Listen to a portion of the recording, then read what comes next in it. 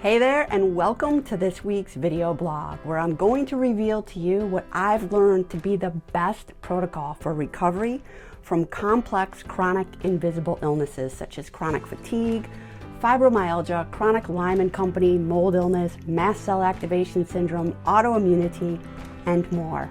Hello, I'm Jennifer Ellis Schutz, and you're watching the Wellness Code Academy channel, where I chat about all things functional health, as well as mindset, wellness, the mind-body connection, energy-based healing modalities, and personal development from both the layperson and the practitioner perspective. Be sure to subscribe to my channel by clicking on the red subscribe button below this video and hit the bell next to it to be notified so you don't miss a week's featured video. So I think we can all agree that chronic illnesses, such as the ones that I listed at the beginning of this video, are definitely on the rise. In fact, according to various studies, generally supposedly incurable and ongoing chronic diseases affect approximately 133 million Americans, which this represents more than 40% of the total population of the United States, and it's projected to grow to be an estimated 157 million, with 81 million having multiple chronic conditions.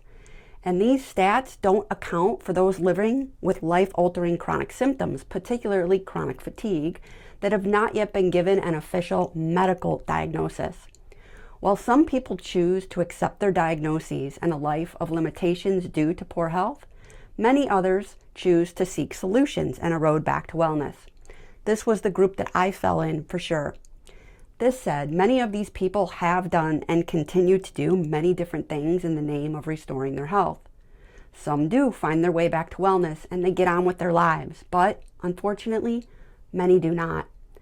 The chronic illness Facebook forums are filled with these people, millions upon millions of them, that continue to go from one protocol to another in hopes of one day finding their way back to health and wholeness. But why do so many people not get well? What's a missing link?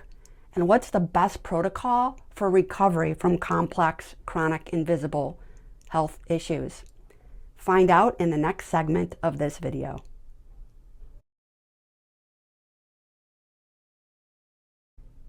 Okay, so this is likely not the answer you were hoping for or expecting, but in all honesty, the best protocol for recovery from chronic illness, regardless of the diagnosis, is, are you ready? The one that you believe in the most. This said, I will be the first to tell you that belief is certainly not everything when it comes to recovery from chronic illness. I will also tell you, however, that without it, recovery will likely not happen. And here's why.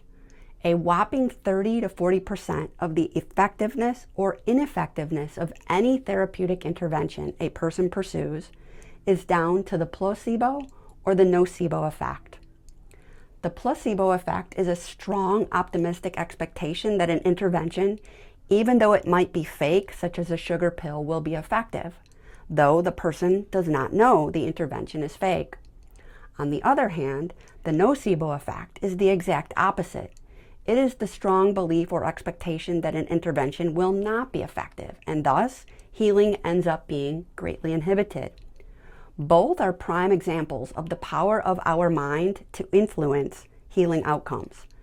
This means out the gate, you're either setting yourself up for a 40% advantage or disadvantage. And this is really huge if you stop to think about it.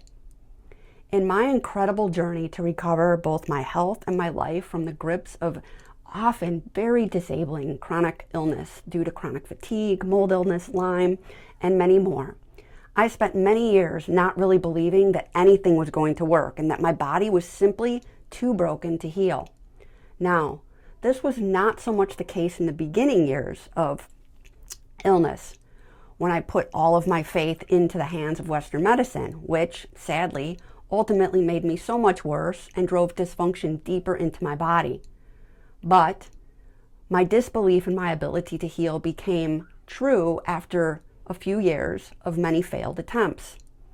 In light of this, I would then start a protocol, and before not long, I was already doubting it and looking for something better, the next best thing.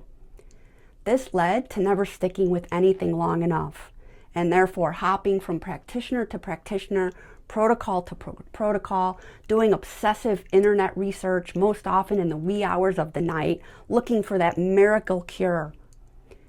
It also often led me to allowing too many cooks in the kitchen, which is another way of saying too many practitioners, juggling that is, too many practitioners and too many protocols at once, out of fear of missing out on doing something.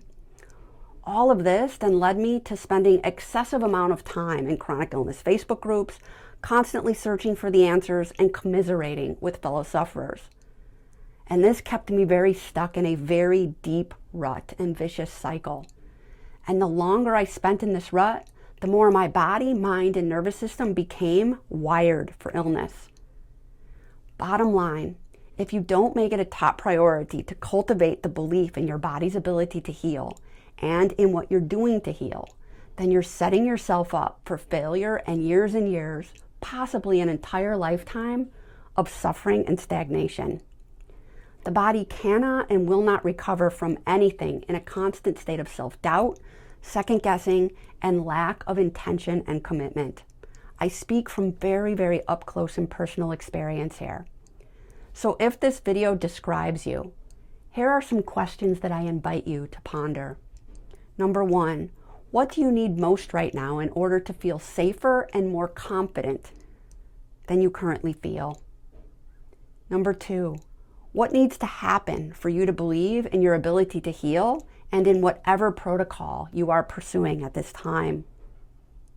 And number 3, starting today, if you were to take just 5% more responsibility for cultivating belief in what you're doing and in your body's ability to heal, what shifts might you make, no matter how small? Once again, please know that I'm not at all saying that I believe that chronic illness is all in one's head and that it can be resolved with belief and mindset alone. No way. That is a ridiculous notion, and it's often very triggering to hear that. So that's not at all what I'm saying. But I am saying that with working on your mindset and being intentional in cultivating your belief, that a great amount of stress within your body and mind will begin to dissipate. Your vibration will begin to elevate, and the answers you seek will begin to emerge. In other words, you will make it much more conducive for the universe to help you reach your wellness goals. And that's a wrap for this week's video blog. I do hope you found value in it. And if you'd like to learn more about how I help my one-on-one coaching clients cultivate the mindset for healing and personal success and nourish their belief in their ability to heal, visit empoweredtoheal.com. And if you're a practitioner seeking to learn more about how to work with clients in this regard, check out my practitioner certification program, The Wellness Code, which currently you can find it at empoweredtoheal.com/wellness code.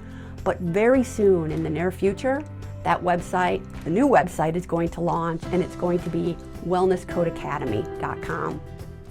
Thank you so much for watching, and until next time, all my best to you.